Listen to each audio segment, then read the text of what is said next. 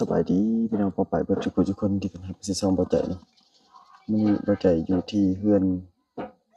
แม่ของอาเตียงเนาะพี่น้องเนาะอันนี้เดี๋ยวจีสัมภาษณ์น้องสาวคือแบบว่าเว้าว่ามาเฮ็ดเวียกอยู่เวียงนะอีหล่าสบายดีน้องสบายดีสบายดีเด้อเฮ็ดอิหยังอยู่น้องบ่ได้เฮ็ดหยังอืมเดี๋ยวไอ้ขอติดนี่ให้ขออนุญาตเด้อเลยอืมใหญ่เนาะเดี๋ยวนี้เนาะไอ้เห็นแต่เก่าจังน้อยๆนึงเจ้าจื้ออ้ายอยู่บ่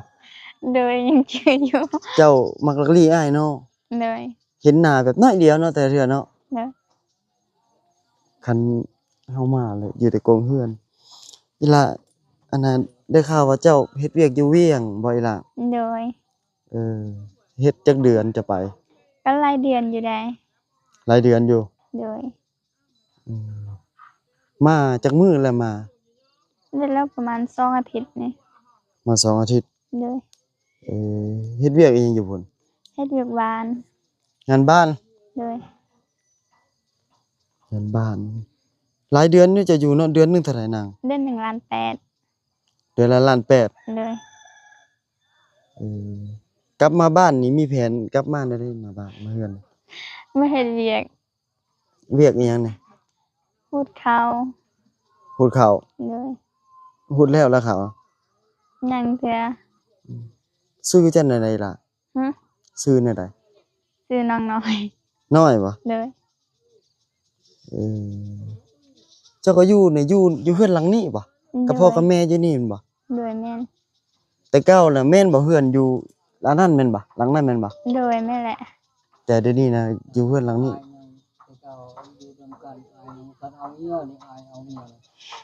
แต่เก่านี่อยู่นํกันบัดนี้แหละอ้ายเอาเมียแล้วก็คือพ่อแม่กับเจ้าก็ย้ายมาอยู่นี่มีแต่เจ้านี่บ่ยังบ่ได้ยังบ่ทันมีครอบครัวก็หันมีหมดแม่นบ่สิเจ้าจักปีแล้วบ่น้องประมาณ15 ปี เลย สิ่งน้อยๆหนึงอย่าเฝ้าเอาผัวไว้ล่ะอยากได้ผัวล่ะ ปกติ อืมบ่ต้องเอาเด้อบ่ฟ้าวเอาไปใส่ดอกใส่ชีวิตให้มันคุ้มบางคนเขาเอาแล้วบัดนี้เฮ็ดหยังบ่ได้ได้ลูกได้เต้าไปเองก็ติเขาไปเจอผัวบ่ดีอีกสูบยามาสูบอิหยังโอ้ยแล้วทุกข์เท่าตายอีหลีเด้อเขาเจอแบบนั้นน่ะชีวิตบ่มีความสุขบัดนี้มีลูกแต่งออกอีกอายุเขาก็15 ปีเนาะ เลย อืมนี่เจ้าได้เข้าโรงเรียนอยู่บ่ล่ะ บ่ บ่ได้เข้าเลยบ่เคยเรียนเลยแม่นบ่เลย อืมบ่ได้เข้าโรงเรียนเลยแต่ยังน้อยก็บ่ได้เข้าป.1 ก็บ่เคยเข้าบ่เลยแม่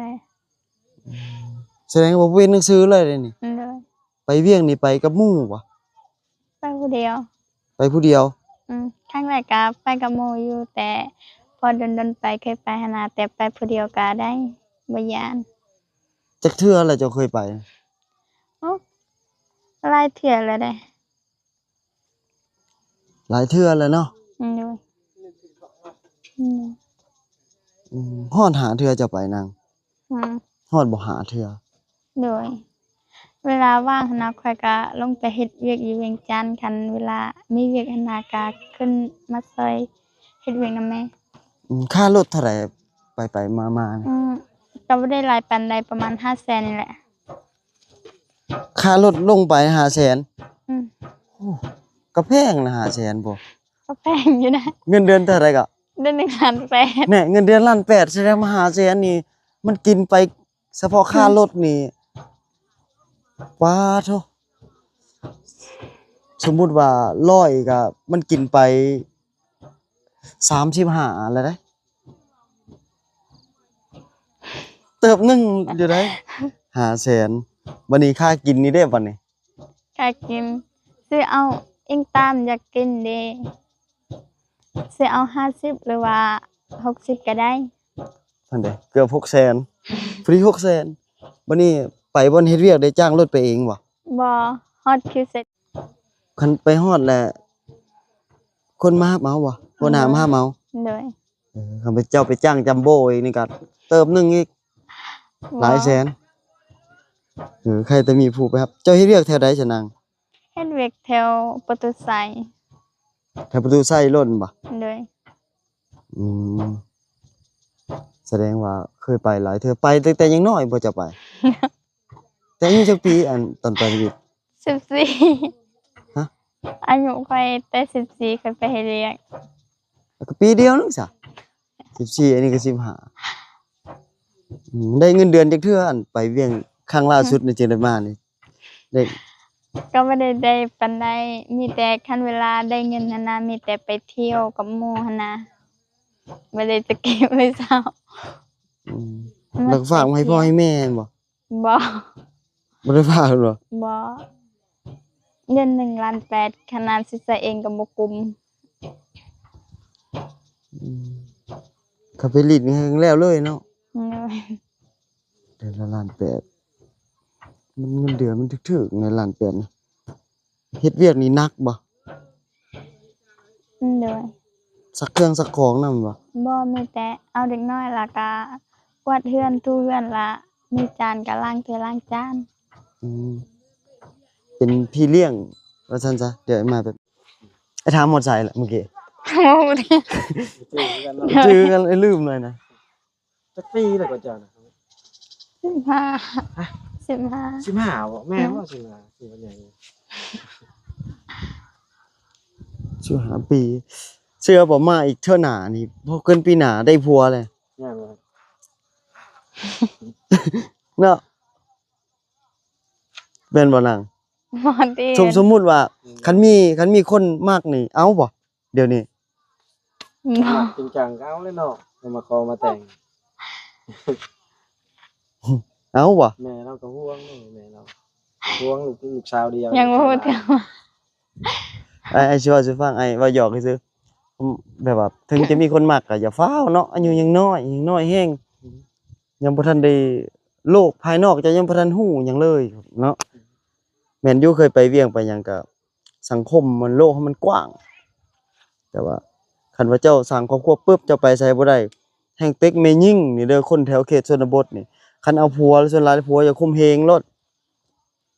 ผัวข่มเหงเลยอย่างเช่นว่าผัวบ่ซอยเวียกบ่ซอยงานเด้ เลือกดีๆโลดผู้ใดมันกล้าว่าบ่ตามเฮาแหละป้าโลดแต่หัวพี่แต่หัวที่โลดจิบ่ชาย คันจะป้าตอนได้ลูก4-5คนอยู่ แม่น บ่ ได้ ได้ ลูกแล้วโอ้ยยากว่าเลยอันนี้บ่แม่นทั้งเว้าเด้ย่านถึงเจ้าทุกข์นี่เนาะ คือคนลาวเฮานี่คันว่าผัวนี่เขาป้าเลยเขาบ่ได้สน คนลาวเขาทะอะเลยเด้ เขาบ่สอเด้ แต่ผู้ใดมันแบบบ่ฮักบ่แพงเฮาบ่กล้าอ่อนบ่อยู่น่ะบ่พาเอาลูกป้ากันแต่ตอนนั้นโลดเอาใหม่โลด มันยังเริ่มต้นใหม่ได้ เฮาบ่ได้ลูกแล้วเฮาเอาคนใหม่ได้ว่าซั่นซะคนทุกมื้อนี้มันก็บ่ถือสากันพอเป็นเรื่องดอก อย่างเช่นว่าเขาข่มเหงแบบทางร่างกายจิตใจตบตีแบบบ่เฮ็ดเวียก บ่เฮ็ดเวียก ความหมายว่าเด้อ ยังประมาณนี้นะ คันว่าบ่เฮ็ดเวียกซอยนี่การที่เอาผัวมาคันผัวบ่เฮ็ดบ่หานี่บ่เอาก็ยะความหมายว่าอยู่ด้วยตัวเองก็ยังได้ มันทุกข์ได้ทุกข์ก็เลยได้มีคนช่วยคนลาวนี่คนลาวนี่ผัวนี่ช่วยบ่ได้ แม่นช่วยเบิดละ ช่วยหมดคนแบบเราลุ่มนี่ช่วยเมียนี่นำเมียเพิ่นสนุกอีก แม่น แท้เลยขอยเห็นแต่เขียนชนบทเมียทุกข์ พวกเฮาน่ะเด้อบ าง คน คนได้ คนแถวนอกแบบแม่นบ่อีหล่ะ คนก็มันกระดุอะลิผู้ชาย คนแถวนอกแบบคือสุบ้านนี่แบบว่าครอบครัวหรืออิหยังก็ตามแบบเฮาคิดจะว่าผู้ชายนี่เฮามีกำลังหลายกว่าแม่หญิง แม่นผู้ชายมันต้องเลี้ยง กำลังหลายกว่าแม่หญิง ผู้ชายสำหรับคนลาวเขาคิดแบบนั้นนะ อืม ผู้ชายต้องเลี้ยงผู้หญิงแบบอย่าบ่แม่นดอกว่าสิว่าผู้หญิงก็บ่เฮ็ดหยังแต่ว่าหาหลายกว่านะก็หมายว่า แม่น หาหลายกว่าแต่คิดได้เขียนชนบท ๆโจ้เจ้าไปข่มเหงเขาป้าไอ้ลีได้คนลาวจ้ะบ่ได้สอเด้ บางทีมันก็ดีเนาะผู้ชายถ้าเขียนชนบทก็ดีคือกันบางคนก็ดีได้ดีเราก็บ่ว่าเมาร่วมน่ะคือมันบ่ดีก็คือแบบนี้นะก็มันอยู่แบบอย่าง แต่มันก็น้อยอ้ายล่ะได้อ้ายล่ะ นั่น อ้ายขี้เด้อ เราก็ฮู้อ้ายเราให้ไปฮู้แล้วเนาะบ่ดีแต่ข่อยก็ยังว่าแล้วคันแบบเอากันมาเจอเป็นแบบนั้นแหละอย่ามันเอาคนใหม่เนาะต้องไปอยู่มันเมื่อยว่าซั่นซะป้าแต่ตัวที่แล้วสบาย ตอนเฮายังหนุ่มยังน้อยเนาะมันแก้หลายบ่ได้ ป้าตัวที่มันบ่แบบบ่เสียเปรียบเฮาจะเป็นผู้สาวอยู่เห็นบ่บ่ได้ลูกได้ เอาคนใหม่ก็ยังดีกว่า บัดนี้การที่บ้านนอกคอกนาแบบนี้บัดโอกาสที่แม่หญิงจะตั้งโตได้ซ้ำผู้ชายแบบ มันต่างกันได้ อืม ต่างกัน กับพวกเฮานี่มันบ่ยากคนลาวเฮานี่เขาบ่ได้สอนเดี๋ยวเขาจะมีลูกป้ายนี่ได้กันว่าเฮ็ดโตบ่ดี ตอนนี้ยังบ่ได้บ่ได้นอกจากน้อยๆอยู่ เรียนรู้ก่อนโลกมันกว้าง แต่ว่าเฮายังเห็นโลกแคบๆนึงเฮายัง เพิ่นสิไปเกี่ยวข้าว พูดเข้าบ่ เกี่ยวข้าวเพิ่นกล่องนี่เพิ่น พูดเข้าน้ำอื่น เลย เข้าตัวเองแล้วล่ะ เลย แล้ว ไปจักสอบก็ ก็มันได้หลายปานใดได้3สอบ 3 สอบ ก็ได้น้อยจังนาง บ่ฮู้เทื่อว่าเป็นหยังมันคือได้น้อย เขาให้ เขาให้ก็เฮาเฮ็ดได้น้อยเด้อเว้ยก็ยังได้หลายเติบได้7-8 สอบพุ่นน่ะแมวเฮ็ดน่ะ เล่นปันกันนำจ้ะ ปันกันบ่หรือว่าทั้งหมดได้เท่านั้น ทั้งหมดได้เท่านั้น เฮาก็บ่เข้าใจเฮาถามแต่ละบ้านแต่ละหยังก็ได้เข้าน้อยๆได้ น้อยอันนี้ได้เขาให้ได้บ่หลายมันเข้าบ่งาม แต่ว่า เฮ็ดบ่กลัว ดินมันต่างกันบ่วะแต่เก่าเคยดูว่าแม่เฮ็ดให้เท่าไหร่2 เฮกตาร์เฮ็ดให้น่ะ หลาย 2 เฮกตาร์แบบว่าง่ายซะไปตั้งแต่5 โมงยังบ่ทันแจ้งกำลังสรุมนี่เสียหญ้าเลย กินข้าวกลางให้เราเฮ็ดต่อเลยเฮ็ด2 เฮกตาร์มันน้อยๆเด้อแต่ว่าเดี๋ยวนี้น่ะบ่ได้เท่าแล้วเฮ็ดน้อยเดียวซ้ำนี่แหละวงเวียนซ้ำนี่แหละซ้ำหัวนี่แหละบ่ได้กว้างปานใดเอาเด้ล่ะเดี๋ยวมื้ออื่นเดี๋ยวเอาเข้ามาหาเด้อ เลย มื้อนี้เฮาก็บ่ได้เกียมอีหยังเลยเนาะบ่ทิศเนาะ อืม บ่ได้ตั้งแทบจะบ่ได้ฮู้ซ้ำว่าถ่ายคลิปก็เลยยังบ่ทันได้เกียมพร้อมเฮามาค่ำในเดี๋ยวเฮามาสิฮอด4 โมงแล้วมื้ออื่นแหละเฮาคิดว่าจะเข้ามาเดี๋ยวถือข้าวถือน้ำถือก็อยู่ของกินไว้นั่นพอมาแจงมายายกันต่อเนาะเอาอีหลาสบายดีเด้ออีหลาเด้อ เลยสบายดี จ้า เลย เพิ่นก็ได้อะไรนอก